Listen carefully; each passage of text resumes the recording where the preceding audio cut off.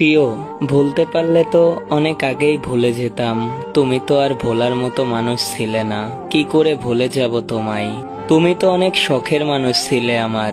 ভুলে যাওয়ার জন্য তো ভালোবাসিনি, সারা জীবন পাশে থাকার জন্য ভালোবেসেছিলাম।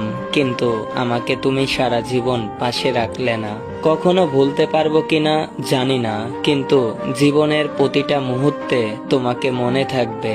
তোমাকে আমি মনে করে রাখবো।